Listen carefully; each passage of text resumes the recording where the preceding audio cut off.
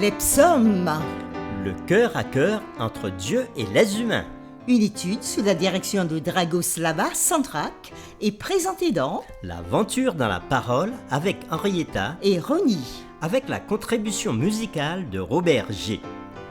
Nous sommes enchantés de vous souhaiter la bienvenue et de vous retrouver en vous accueillant sur votre chaîne pour une nouvelle réflexion cette semaine.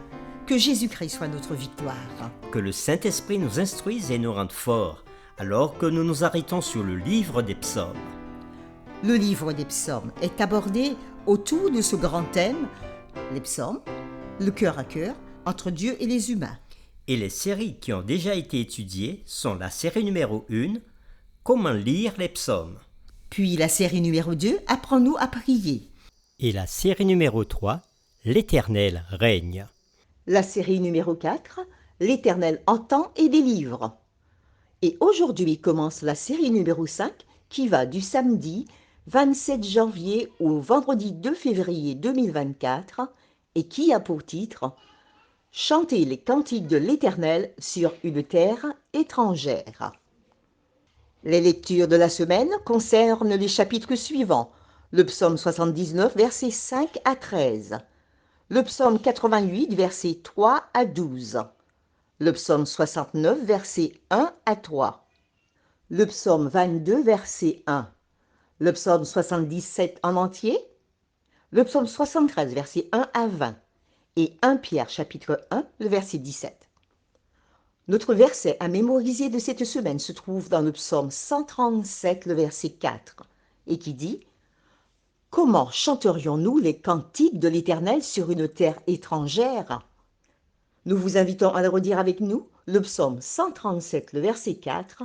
« Comment chanterions-nous les cantiques de l'Éternel sur une terre étrangère ?» Nous n'avons pas besoin d'étudier minutieusement le livre des psaumes pour découvrir que les psaumes étaient récités dans un monde imparfait, un monde de péché, de mal, de souffrance et de mort. La création stable dirigée par l'Éternel souverain et ses lois justes est constamment menacée par le mal. Alors que le péché corrompt de plus en plus le monde, la terre est devenue une terre étrangère pour le peuple de Dieu. Cette réalité pose un problème aux psalmistes. Comment mener une vie de foi sur une terre étrangère ? Comme nous l'avons déjà vu, les psalmistes reconnaissent la souveraineté et la puissance de Dieu, ainsi que ses jugements justes. Ils savent que Dieu est le refuge et le secours éternel et infaillible dans la détresse. C'est pourquoi les psalmistes sont parfois perplexes. Et d'ailleurs, qui ne l'est pas ? Oui, nous sommes perplexes devant l'absence apparente de Dieu et l'épanouissement du mal face à l'Éternel souverain et bon. La nature paradoxale des psaumes, en tant que prière, est démontrée dans les réponses des psalmistes au silence apparent de Dieu. En d'autres termes, les psalmistes répondent à l'absence apparente de Dieu ainsi qu'à sa présence.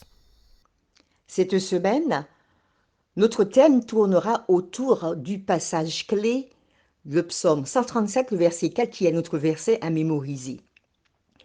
Et nous parlerons effectivement de la souffrance. La présence de la souffrance et du mal au milieu de nous soulève dans l'esprit de beaucoup des questions embarrassantes sur le caractère de Dieu. Oui, et nous pouvons dire que les psaumes sont plus que de jolis cantiques à la louange de Dieu. Ils sont destinés à exercer un impact profond sur notre compréhension des questions, aussi complexes que l'existence du péché et de la souffrance. Lorsque nous analysons le psautier à la lumière de ce sujet difficile, nous nous émerveillons à nouveau de l'honnêteté brute des psalmistes dans leurs prières. Leur candeur nous rappelle que nous aussi, nous pouvons poser des questions à l'Éternel. Nous pouvons aussi lui exposer nos doutes. Dieu écoutera nos préoccupations avec joie. Si nous l'interrogeons avec foi et humilité, il répondra à nos humbles questions et préoccupations, nous donnant la lumière au milieu de notre lutte contre le doute et la peur. Et les questions qui seront derrière les réflexions de toute cette semaine sont les suivantes. Pourquoi Dieu a-t-il permis au péché d'exister? Pourquoi permet-il aux innocents de souffrir? Pourquoi permet-il au péché et à la souffrance de continuer?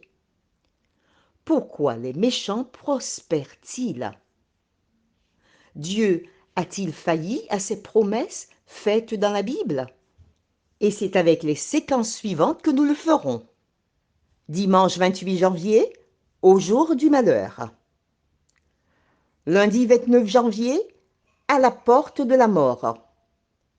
Mardi 30 janvier 2024, où est Dieu?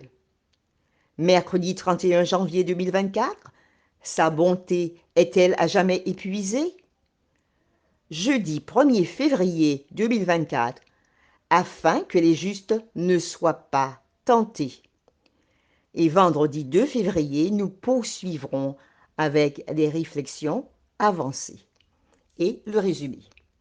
Cette semaine, nous approfondirons toutes ces séquences. Que Dieu nous éclaire alors que nous partageons l'étude de cette nouvelle semaine. Que les psaumes nous fortifient encore sur le chemin de la vie et qu'ils nous aident à répondre à nos nombreuses questions sur le sens de la vie jusqu'au jour où nous verrons Jésus-Christ face à face. Nous vous invitons à prier. Seigneur, nous voulons te dire infiniment merci.